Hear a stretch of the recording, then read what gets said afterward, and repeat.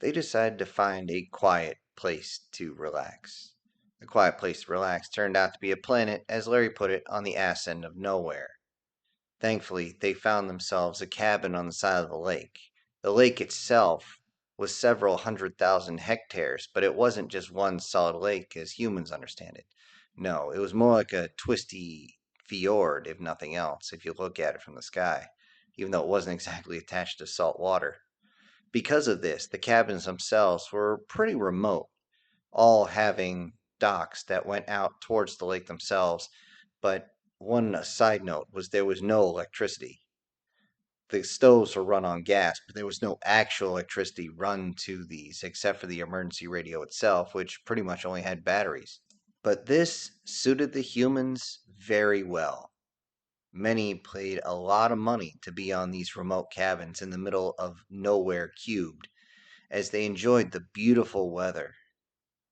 Larry and Greknar looked over as the kids ran across the dock and jumped into the water, all of them just playing and having all sorts of fun. They could stretch out even farther, getting on the canoes and going out into the water, only restricted to the point that they had to be within eyeshot of everybody who was on the dock. They couldn't go any further. Larry sat there in a very comfortable chair, watching the kids play, watching them just joke around and letting kids be kids. But that wasn't the only thing that caught his eye. The fact that the ladies were next to him, and the ladies did not like wearing a lot of clothes, especially when there was a chance to go into the water, and he was enjoying the view. I mean, what red-blooded man wouldn't? On the same idea, he looked over and he could see his buddy Vince was there. They simply raised their beers, clinked them together as they both realized that they were thinking the same thing. Yep, not gonna get much sleep tonight. Also, being out in the middle of nowhere had a bit of a side effect, as they didn't have to worry about any of the cultural norms on whichever planet they ended up on. So the kids could be dressed whichever way their parents allowed them to be. Turns out it was pretty much the same they were at the pool, but it seemed as though the kids enjoyed this much more than the pool, for a particular reason. They could do far more in the lake than they ever could in the pool, especially Femcast children. They immediately dove into the water and sometimes they wouldn't come up for 5, 10, 20 minutes. The fact that they could breathe underwater made this easy to understand. And more often than not, if they went down with a stick, they came up with a fish. Or as what Vince and Larry kept saying at the same time, hey, lunch. Every time they saw this, the ladies would look over and would be eyeballing them.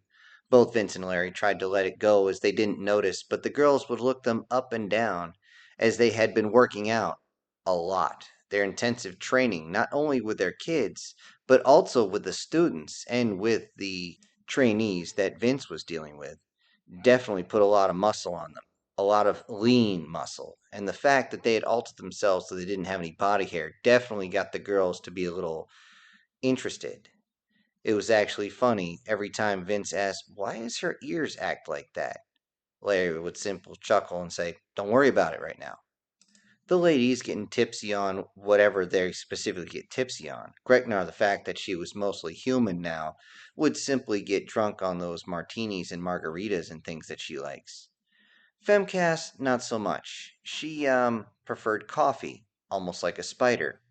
If she had a couple of lattes, she'd be on the ground slurring her words, which was funny to everybody else. But alcohol didn't really affect her. She could drink it all day and all night, and all she would get is a bad case of the runs.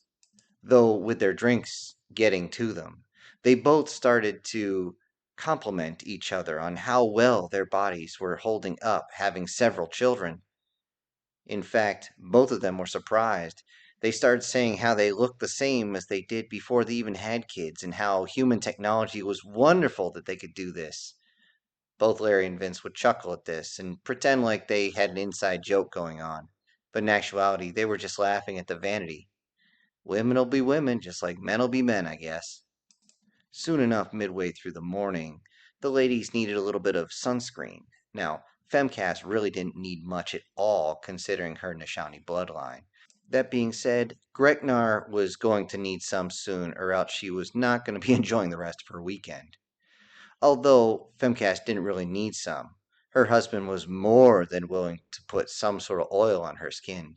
She felt the texture of the tanning oil to be tingly, as she would say.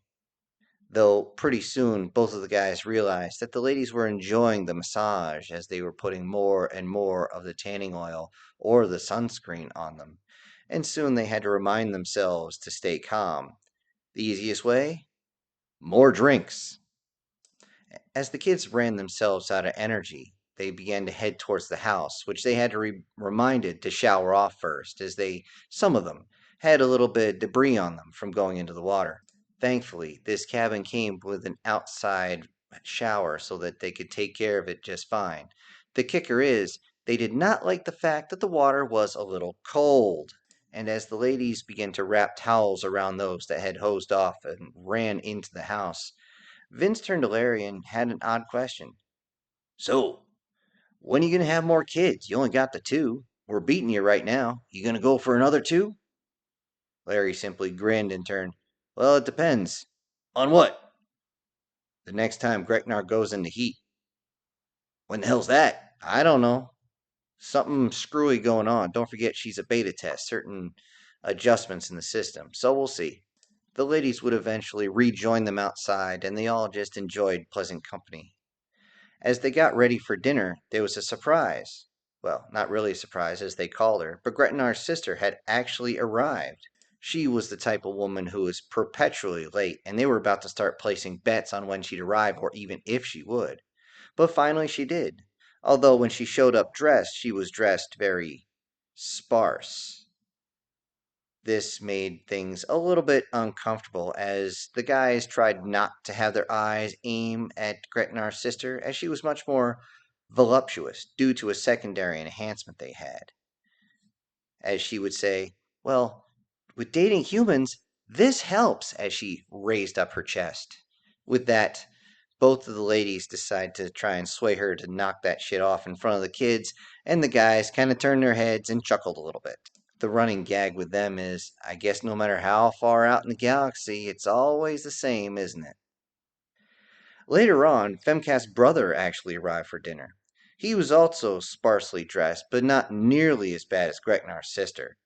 The only real way to tell between the two of them is that Femcast's brother was a bit thinner than her. He seemed to have almost feminine shapes, but he was also a darker shade of blue. They were told before that the males, when they go through the enhancement, they really can't tell what shading they're going to be, but they're always either a darker blue, almost a reddish, or kind of purple. When it comes to the females, they're almost all exclusively this light pale blue.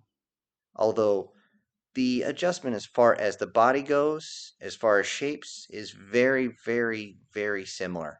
Very rarely is there going to be any major difference in the proportions that are there when it comes to a Nishani. All the Nishani who are altered just look that way. To human eyes, it's almost impossible to tell them apart at a quick glance. However, it doesn't take long to figure out who is going to be Hugh. Vince had to sit there and explain this alteration to the kids as they were beyond confused at what they seen. They didn't understand it, although every single time he turned around and started to try to explain that the males have a different set of physical attributes, he would hear in the background, "It's a trap." And, well, you see, they're still male. "It's a trap. Knock it off, dude."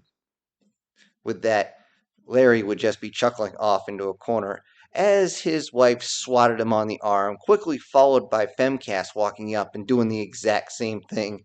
He could not stop laughing the entire time. The kids, thankfully, did not understand what the hell was going on. After dinner, the kids hung out playing board games inside the main room as the adults started talking politics. As it turns out, there's some issues between the Forced and the Nishani. The fact that they were able to sit there and just talk calmly was a bonus. As it turned out, the corridor that where they were assaulted from before during the initial conflict, that the Zeknikel and the Keltipsian decided to use as a staging ground, has quite literally been shut. That entire area was retaken by the treaty by both the Nishani and the Forced. The issue was they didn't actually know what was there, not fully, until the borders were actually closed up. And this left the sides both scrambling for different resources.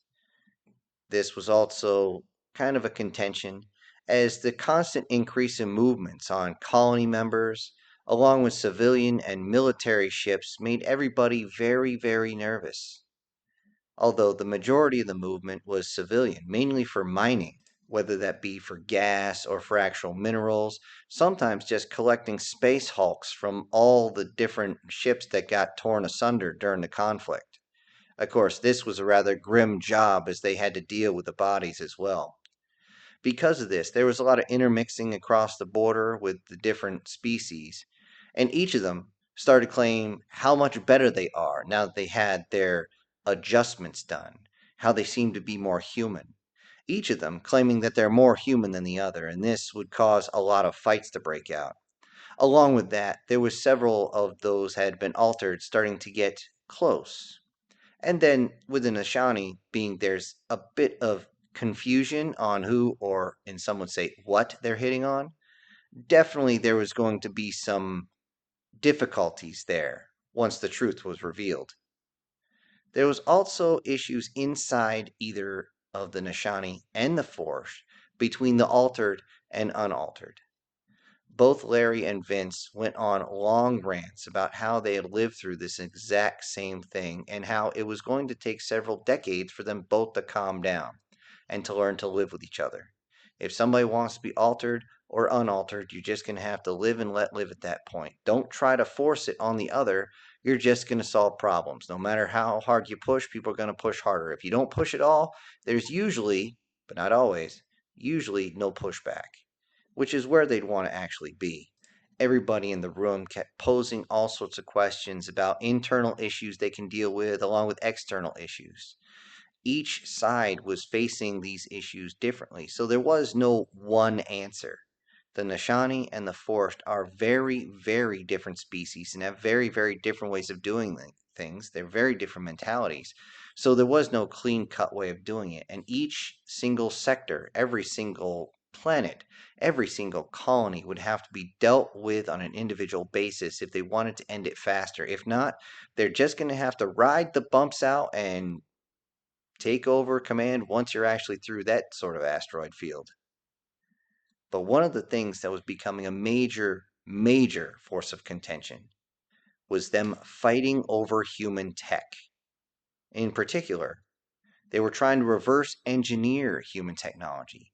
Even collecting a 50-year-old shuttle was a big deal. They wouldn't tell any of the human governments about this at all.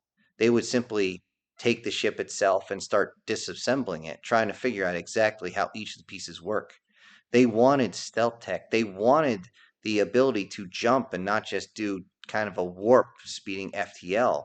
They didn't want to rely on relays. They wanted to do all the things that humans do. Yet, both Larry and Vince warned them that's dangerous. That is very dangerous tech. You notice humans don't expand anymore. We don't reach out any further. We know how dangerous that tech is. You really think we want to deal with every single species out there? Hell, we haven't even met every single species out there. You really think we want to play this game? I don't think so. No, thank you. Been there, done that, got the t shirt.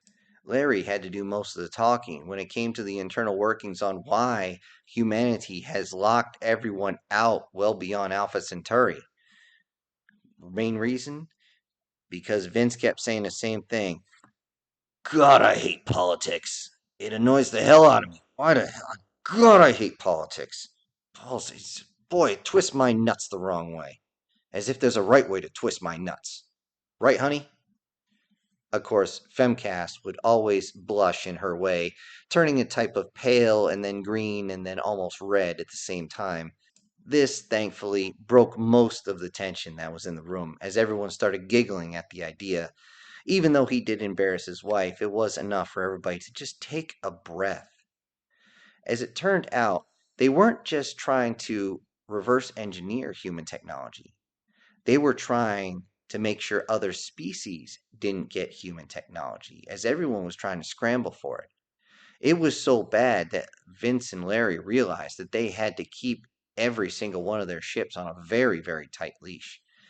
They were worried what would happen, because if one side suddenly got a hold of their stealth field generators, well, bad things might happen to their neighbors. What's even worse is once people figured out that they have the stealth field generator, they might be invaded from all sides as a preemptive strike, and nothing ever good comes from that. It's always ruthless. It always just escalates into something far worse. Because of that, they raised their glasses and they toasted to family and hopefully to a long living peace. They didn't want to see a war happen again. Nothing good happened. As they all sipped their drinks, they all kept saying, "To family!" With that, Larry and Vince brought up one small item. They knew this was going to break any type of fun mood that was there. But they both looked at each other and nodded, and both were saying how, if anything should happen, anything at all, you can always run to us. If humanity's not involved, we will protect you. We will not attack anybody, but we will defend you, your family, everyone here. You understand? They all kind of looked at each other, surprised at this. As what the hell do these humans know that we don't know? Then they toasted again, but this time to the health and safety of their children. With that, everybody clinked and immediately downed all their drinks. And of course, everybody at that point was getting a little loopy with all the excitement they had. The kids were not long before they were going to bed, and the couples that were there were trying desperately to stay quiet and failing miserably. The next few days, it was training for the kids, even before they could start having all their fun. For most, it was fishing, making meals, starting fires, shelter building, and of course, nautical operations. And they were using the canoes and the rowboats to actually work out how each of these nautical vessels works, and of course, the verbiage that goes with them. With the fishing, this came easy as the Nishani were very quick to jump in the water and use spearfishing. However, it wasn't just grabbing with a spear, as they had bought spear guns and were teaching the Nishani how to use them. It didn't take long, as Nishanis were quite literally taking it like to a fish to water. When it came to making meals, they had to make their meals from scratch. They also had to learn how to cook over an open flame. With that, they had to learn the basics of thermodynamics, how to start the fire. They all complained about why they need to do this when the tech level was so high. Why don't they just get a fabricator? Why don't they just get some sort of refrigerator? Why don't they just order their food in by their new version of Uber Eats and all sorts of craziness like that? Both Vince and Larry were very adamant at the fact that they would constantly say, "You might only need to know this once in your life, but that one time, it will save your life.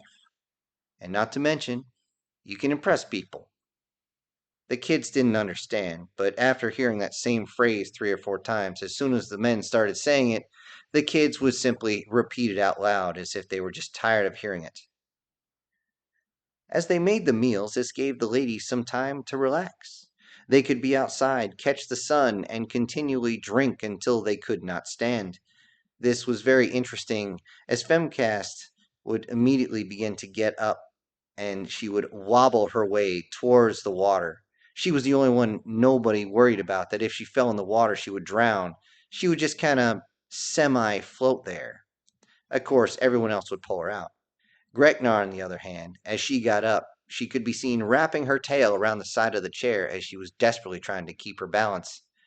Although, as soon as she fell down and said, "Ow, I think I broke my tail," everyone started laughing as Larry went to go and pick her up. Of course, he wanted to take her in the next room because she was now crispy crittered and definitely needed to get some sunblock on her.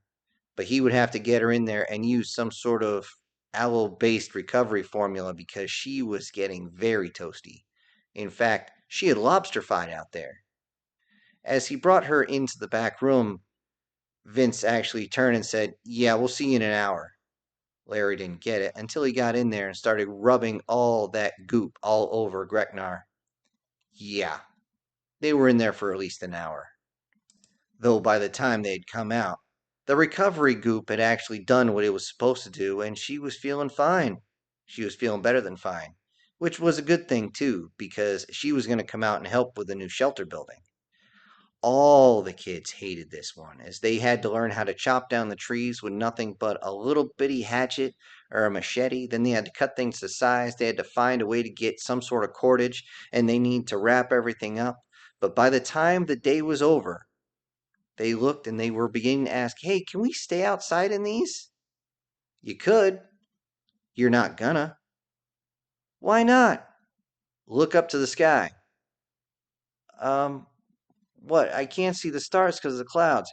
"Exactly. That means it's gonna rain." "What?" "Yeah, it's gonna come down like crazy tonight. We saw the weather reports." "Oh, dang it." With that, they immediately went back inside.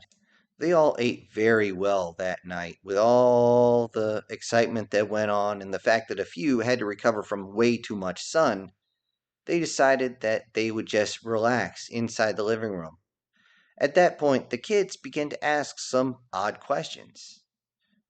But Larry had always told his children, "If you ask a question, just make sure you want to know the answer. And if you do, we'll tell you." But the issue is, they began to ask very off the wall questions. They actually went over to Femcast's brother and asked why, "If you're an Ashani, how come you have one of those hanging? Um, I Is there an official title?" "Yeah, there is, but holy crap. Okay."